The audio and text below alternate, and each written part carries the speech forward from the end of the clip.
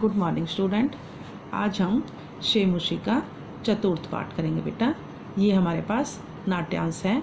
नाट्यांश का नाम है शिशु लालनम। शिशु मीन्स बच्चा, लालनम मीन्स प्रेम या प्यार, कि बच्चों से प्रेम प्यार या लाड प्यार करना।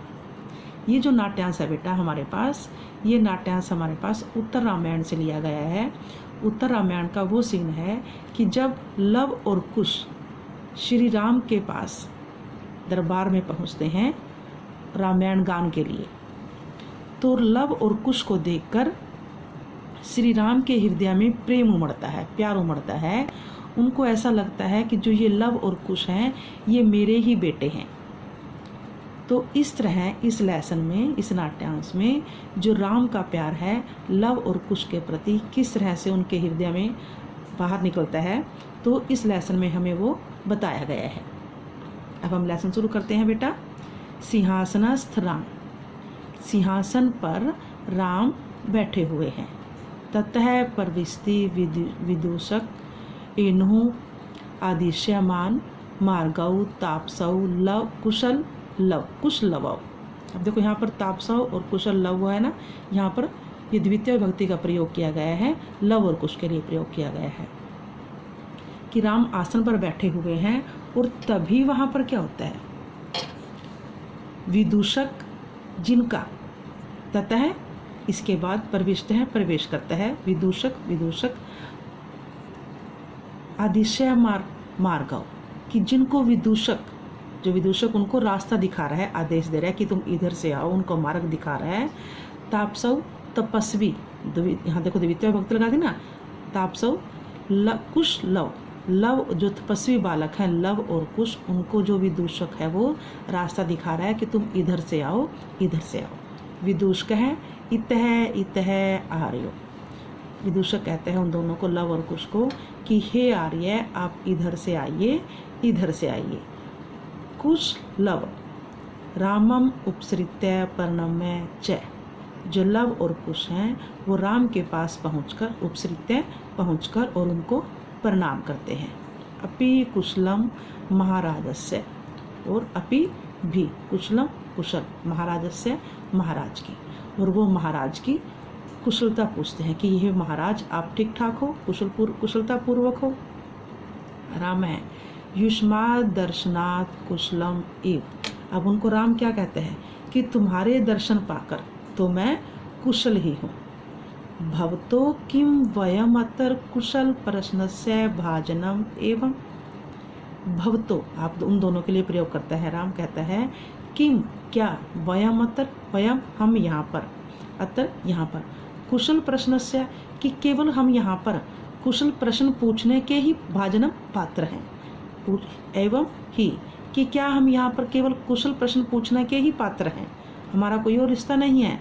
न पुनरअतिथि जन समुचितस्य कंठाश्लेषस्य, तो वो कहता है कि न नहीं, पुनर्जन अतिथि, पुनः दोबारा से, अतिथि जन समुचितस्य, कि जो अतिथि जन हैं उनका उचित से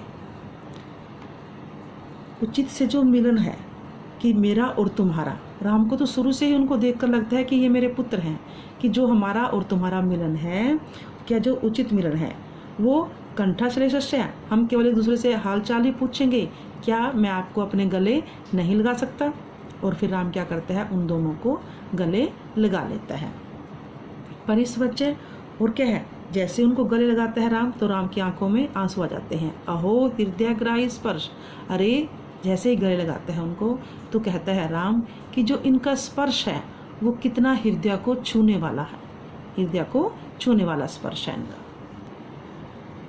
आसन आर्धम उपवेशति, और जो राम है वो आधे आसन पर बैठे हुए हैं, उन्होंने आधा आसन खाली छोड़ दिया है। उनके मन में ये है कि मैं लव और कुश को यहाँ पर आधे आसन पर अपने समीप बिठाऊं, अपनी गोद में। उभौ राजासनम खलवम एतत्, उभौ दोनों के लिए प्रयोग किया गया, लव और कुश के लिए। वो दोनों राजा के कहते हैं कि ये राजा का आसन है, खलव निश्चय ही, एतत् यह है कि निश्चय ही ये राजा का आसन है। न युक्तम असाध्य तुम, न नहीं, युक्तम ठीक नहीं है, असाध्य तुम बैठने के लिए। वो दोनों कहते हैं कि ये राजा का आसन है और ये हमारे बैठने के लिए उचित नहीं है, ठीक नहीं है। राजा जब आधासन पे खुद बैठ जाते हैं और आधासन उनके लिए छोड़ देते हैं, तो वो दोनों कहते हैं कि नहीं, ये तो राजा का आसन है और हमारा यहाँ पर बैठना उचित नहीं है। तो राम उनको क्या कहता है, राम है सवैवधानम न चरित्र लोपाए। राम कहता है कि सवैवधानम, बिना किसी रुकावट के, बिना किसी बाधा के, न नहीं, चरित्र लोपाए, नष्ट हो जाना।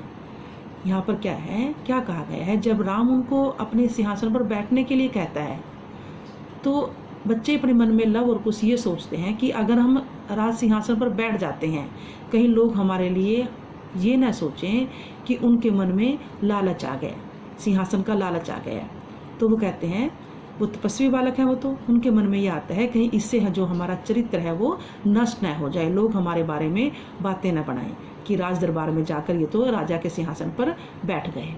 तो राम उनको समझाता है कि तुम बिना किसी रुकावट के, बिना किसी बाधा के सिंहासन पर मेरे साथ बैठ सकते हो, तुम्हारा जो चरित्र है वो नष्ट नहीं होगा।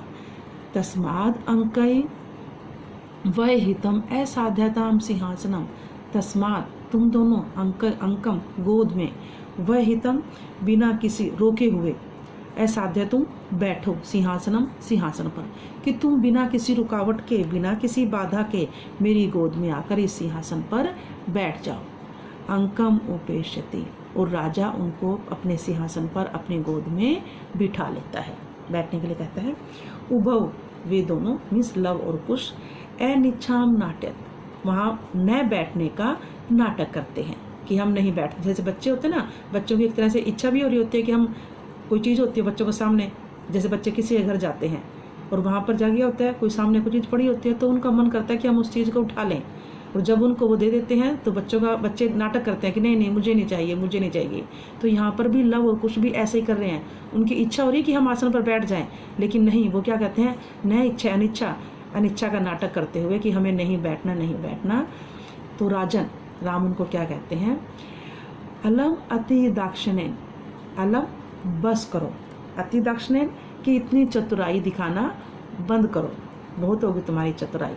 राम अलम अति शालीनता, राम कहता है कि जो ये तुम्हारी शालीनता है, विनम्रता है, इसे बस करो। भवती शिशु जनो वयो अनुरोधात गुणम महताम अपे लालनिया एव भजति हिम करो अपि बाल भावात पशुपति मस्तक के तक छद्म। भवती होता है, शिशु जनों, शिशु बच्चे लोग, छोटे बच्चे जो हैं, वयो अनुरोधात, उनकी आयु के, छोटी उम्र के कारण, गुण महताम अपि, अत्यधिक गुणों के लिए भी, छोटी उम्र अपि भी, कि जो अत्यधिक गुण वाले लोग होते हैं उनके लिए भी छोटी उम्र, लालनिया एव, लालनिया लाड प्यार के योग्य या प्रेम के योग्य, एव ही होती है, वज्रती होती है, हिम करो अपि, हिमकर चंद्रमा, अपि भी, बाल भावात मिस बाल रूप में, बाल स्वभाव के रूप में। पशुपति शंकर भगवान के लिए प्रयोग किया गया है। मस्तक माथा, केतक छत्वम मिस जो केतकी के फूल होते हैं, फूलों से बना हुआ जोड़ा। अब इसकी हिंदी देख लो बेटा, वर्ड मीनिंग हो गया कि जो अत्यधिक गुण महताम अपि, जो अत्यधिक गुणी लोगों के लिए भी, छोटी उम्र के कारण जो बालकों का लाड प्यार होता है, लाड प्यार के योग्य ही होते हैं वो बच्चे। जिस प्रकार जो चंद्रमा है, चंद्रमा बाल्यावस्था के कारण ही शंकर भगवान के मस्तक का आभूषण बनकर केतकी के फूलों से बना हुआ जोड़े की भांति शोभा देता है। कि जिस तरह जो जैसे औरतें होती हैं, उनका क्या आभूषण पहनती हैं, वो गले में, हाथ में, कान में, नाक में, तो उनके आभूषण से शोभा बढ़ती है। उसी प्रकार वो अपने बालों में भी जब जूड़ा बनाती हैं, अपने बालों में वो फ्लावर लगाती हैं, फूल लगाती हैं, तो उससे उनके बालों की शोभा बढ़ती है। इसी तरह जो बच्चे हैं वो भी क्या है, जो चंद्रमा है, चंद्रमा का जो बाल स्वरूप है वो शंकर भगवान के माथे की शोभा को बढ़ाता है। थैंक यू बेटा।